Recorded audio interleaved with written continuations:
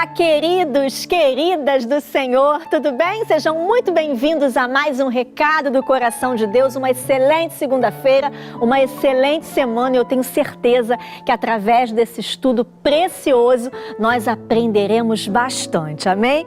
O nosso título de hoje começa falando do pranto à dança.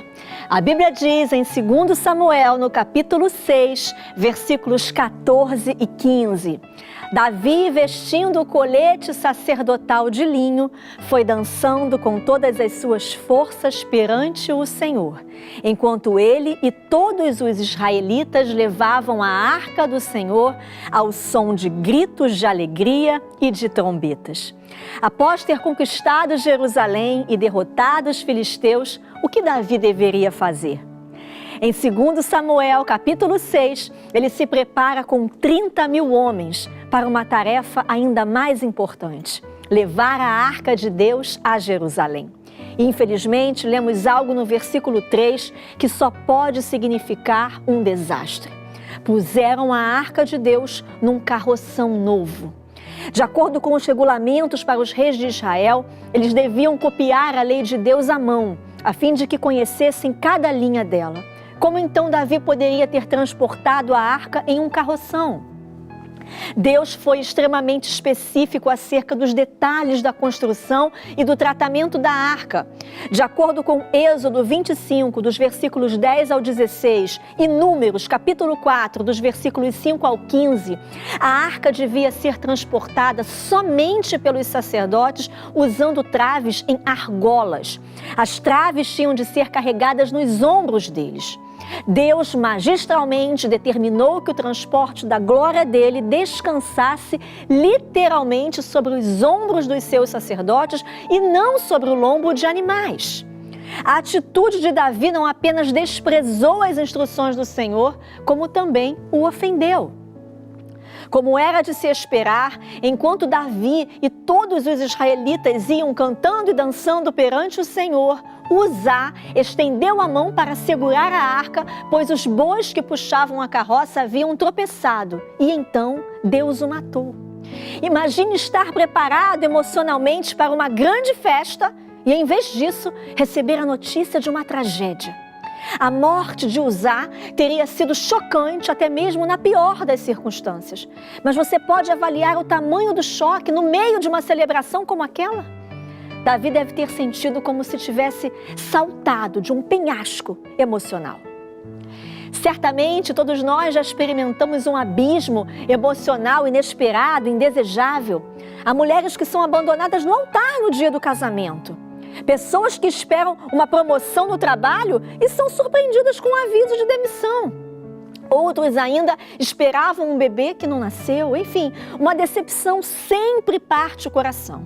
Uma tragédia que deveria ter sido uma celebração é realmente muito difícil de suportar. Davi sentia então duas emoções, raiva e medo. Mas ainda assim, a Bíblia o chama de homem segundo o coração de Deus.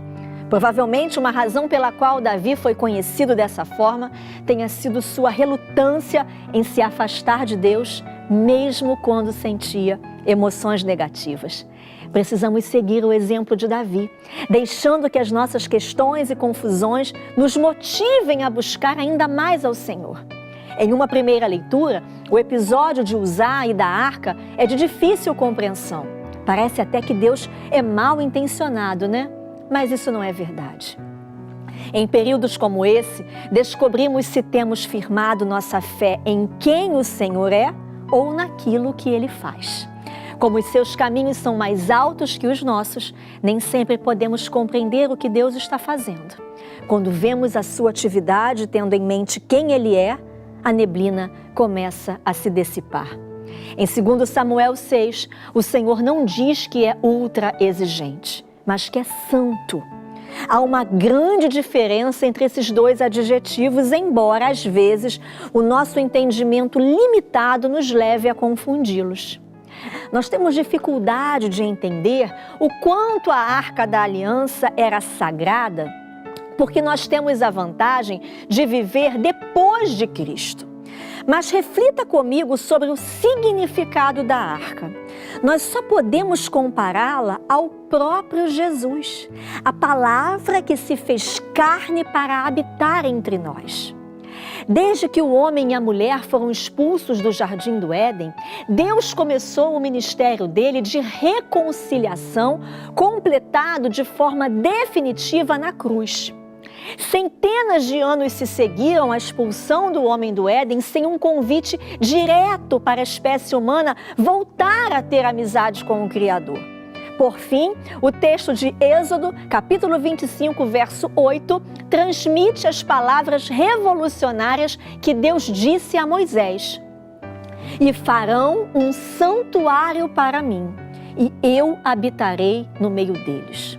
No lugar mais secreto desse santuário, Deus mandou que eles construíssem a arca de acordo com procedimentos bastante específicos. E então o Senhor disse: ali, sobre a tampa, no meio dos dois querubins que se encontram sobre a arca da aliança, eu me encontrarei com você. A grandeza, a santidade e a majestade de Deus habitavam naquele lugar entre os querubins, naquela arca sagrada. Até que o Senhor encarnasse entre os homens, muitos séculos depois, na Páscoa de Jesus Cristo, a arca foi o lugar sagrado da glória e da presença de Deus. Tratar a arca da aliança com negligência atingia o próprio Deus, não apenas pelo que ela representava, mas também, sobretudo, pelo que Deus é. Com base em quem Ele é, nós podemos então tentar entender o porquê Ele fulminou Uzá. Deus estava estabelecendo regras básicas, queridos, para um novo regime. Deus estava introduzindo um novo reino com um novo rei que Ele havia escolhido para representar o coração dele. Deus queria que os seus filhos fossem diferentes do mundo. Os filisteus podiam transportar a arca em uma carroça, mas o povo de Deus não. Você consegue perceber a diferença? Nós temos de ser cuidadosos para não pensar que Ele é menos santo porque os outros tratam Ele com irreverência. Nós somos tentados algumas vezes a medir o nosso respeito pelo Senhor pela falta de respeito dos que nos rodeiam, mas a gente não pode agir dessa forma. Os incrédulos, eles não podem ser o nosso modelo a ser seguido. No Salmo 150, na segunda parte do versículo 2, a palavra de Deus nos diz que devemos louvar ao Senhor segundo a imensidão de sua grandeza, e não segundo a opinião pública. Depois da morte de Uzá, Davi deixou a arca na casa de Obed-edom e Deus abençoou grandemente aquele lar. E assim, o Senhor demonstrou a relação entre reverência e bênção. Com tudo isso, Davi aprendeu algo importante. Com relação à morte de Uzá, ele reagiu com raiva e medo. Porém, a sua atitude mudou quando ele soube que Deus havia abençoado o lar de Obed-edom. Ao ir novamente buscar a arca, ele constatou que os sacerdotes a carregavam. A cada 6 passos, eles ofereciam sacrifícios e Davi, vestindo o colete sacerdotal de linho, foi dançando com todas as suas forças perante o Senhor. O sucesso da segunda tentativa de transportar a arca demonstra que a adoração com entrega é uma experiência íntima. Nós vemos Davi quase completamente alheio às pessoas que estavam ao redor dele, em total liberdade de espírito, dançando pelas ruas de Jerusalém com todas as forças dele. Séculos depois, um grupo de discípulos ficou chocado quando Maria de Betânia entornou o nardo sobre os pés de Jesus. A adoração de entrega total, muitas vezes, é mal compreendida. Agora, Mical, filha de Saul, esposa de Davi, assistia à festa da janela quando viu Davi dançando pelas ruas de Jerusalém. Nós podemos imaginar que ela poderia ter se orgulhado do seu marido, né? Mas não. Em vez disso, ela ardeu de inveja. E ao ver o rei Davi dançando e celebrando perante o Senhor, a Bíblia diz que ela o desprezou em seu coração. Davi foi para casa para abençoar sua família, mas foi recebido com condenação. No entanto, ele não deixou que Mical apagasse o seu espírito e por isso ele respondeu com estas palavras: foi perante o Senhor que eu dancei. Quase podemos ouvi-lo dizer: como você ousa? A minha adoração não era para você, era para Deus. A censura de Mical deve ter magoado o coração do rei. Você pode sentir a reação dele no texto. Contudo, Davi celebrou perante o Senhor. Ele parecia dizer: ainda que a minha família, ainda que os meus amigos não celebrem, ainda que essa nação não celebre, eu vou celebrar. Que mudança de vida vemos nesse episódio, né? Fomos ali da raiva para a dança, da tragédia para a celebração. Eu acredito que podemos concluir o programa de hoje com as palavras do mesmo Davi no Salmo 30. Mudaste o meu pranto em dança, a minha veste de lamento em veste de alegria, para que o meu coração cante louvores a ti e não se cale. Senhor, meu Deus, eu te darei graças para sempre.